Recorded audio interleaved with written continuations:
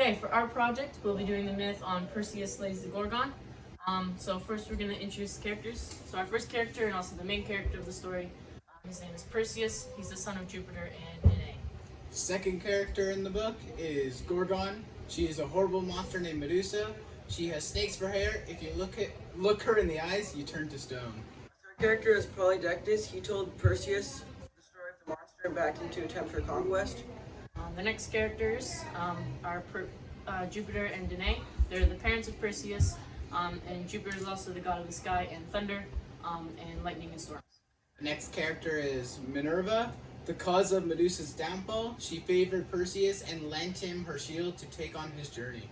The last character is Mercury. He's the god of translators and interpreters. He gave Perseus his winged shoes so that he could travel with the speed of the wind. Time for the story. Now let us tell you the great story of Perseus' heroic adventure. When Perseus was born, his grandfather, Perseus, consulted an oracle and prayed to know what the infant's fate would be.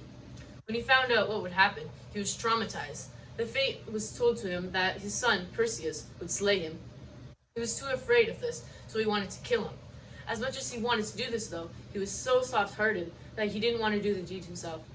After a while, he knew that the deed had to be done, so he put Danae and Perseus together in a chest and threw them in the sea, hoping to never see them again. After a couple of terrible days in the ocean, they washed up in Seriphus, and a fisherman found them, and spent the next many years of their lives growing up until Perseus met his adulthood. Unfortunately, near Seriphus, there is a very ugly and terrible monster named Medusa, the Gorgon. She had once been a beautiful maiden with gorgeous hair. Medusa had dared to challenge Minerva in beauty. However, Minerva got angry and so turned her into a terrible monster with snake hair. She was so cruel and frightful that looking at her turned you into stone. She lived in a dark, creepy cavern, and there were many stone figures of both mortals and animals who had unfortunately caught a glimpse of her. When Perseus came of age, Polydectus told Perseus about the story of the terrible Gorgon, Medusa, and then pleaded that he would take on the conquest. Even though Minerva caused the fall of Medusa, she liked Perseus and so allowed him to use her shield to use on the conquest. Mercury also helped by lending his winged shoes to allow him to travel with great speed. As he came close to the cave where Medusa lived, Perseus turned his back so he couldn't see her. Slowly he walked backwards, holding his shield in front of his eyes and using the reflections to see. He entered the cave and saw Medusa's head in the reflection, and so he stopped in horror. Medusa was asleep with the snakes wrapped around her face and neck. Perseus saw through the reflection her sleeping, and many toads and frogs were crawling all over her. This scared him a lot, and he almost ran away, but then he remembered his oath to Polydectus, and so he stayed and fought through the fear. He then went forward slowly, holding the shield up. As he got closer, he decided to jump forward and try to kill her. He then jumped and beheaded the ugly beast. After he murdered her, he flew back to Seriphus, bringing her head back with him. As he flew back, he got tired and gladly rested until the morning. He then woke up in the realm of Prometheus. Perseus then introduced himself as a guest and said that he came with no harm. Atlas, who was with Prometheus at the time, then remembered a prophecy saying that a son of Jupiter would steal all his golden apples. So he yelled at him to leave immediately, and after Perseus didn't move, he was thrown out of the kingdom. Perseus got mad after this, and so he retaliated, saying, "Since you value my friendship so little, deign to accept a present." He then turned to the face of Medusa in the direction of Atlas. Atlas then immediately was horrified and turned into stone. He grew and grew until he was the size of a mountain, and because of this, the gods decided that all stars in the universe would rest upon his shoulders. He then continued to travel back to Seriphus and passed through Ethiopia, where many people and fishermen boats were being destroyed by a sea monster. Cepheus consulted the oracle, who told him to sacrifice his daughter to appease the deities. Cepheus then wept and ordered that his daughter should be chained to a rock where the monster could devour her. He then kissed her and fled away, afraid to look back at her. Perseus then flew overhead and saw the beautiful maiden. She was so afraid and motionless that if it weren't for her many tears and her hair blowing in the wind, he would have thought that she was just a marble statue. He then flew to her and asked why such a beautiful maiden was bound here.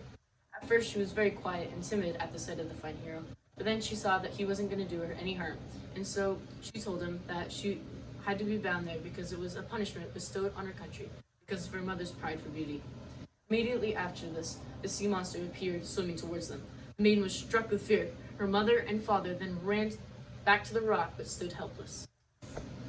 Perseus then heroically flew over to protect her and demanded that if he was successful in protecting her, then she would be his reward. Her parents gladly consented, hoping that their daughter wouldn't die. At the consent, Perseus flew into the air and darted down at the monster and stabbed his sword into his shoulder. Due to the wound, the monster plunged itself into the sea.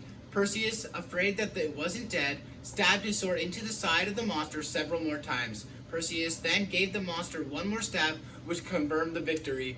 All the people then cheered and applauded for the young hero, and the young maiden was unchained from the rock. Afterwards, the palace prepared a banquet for them, but all the joy was ruined when a loud noise was heard, and it was Phineus, the betrothed of the young maiden, claiming her as his own. Cepheus then reasoned with him, saying, "You should have claimed her when she was chained to the rock, then you could have married her." Phineus had no argument, so he threw his javelin at Perseus and missed his target. Perseus would have thrown his javelin at Phineus, however Phineus fled and hid behind an altar. Most people then fled except for the soldiers, Perseus and Phineus. The king called the gods to witness the fight. Perseus and Phineus continued to fight on, however the assailants were too many. Then Perseus remembered the Gorgon's head, so he grabbed Medusa's head and held it high.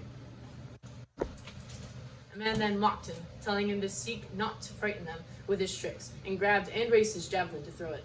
He then glimpsed the hideous sight of the monster, and instantly turned into stone. Following this, men after men after men spotted the head of the Gorgon, and were all terrified and turned into stone. Phineus was still hiding behind the altar, and witnessed the terrible result of his injustice. He touched the stone soldiers and begged that Perseus take anything he wanted, except for his life. Perseus then said, "No weapon shall touch you, but you will be preserved as a memorial of these events." Then Perseus held the Medusa's head in front of Phineus, and he became a solid, massive stone.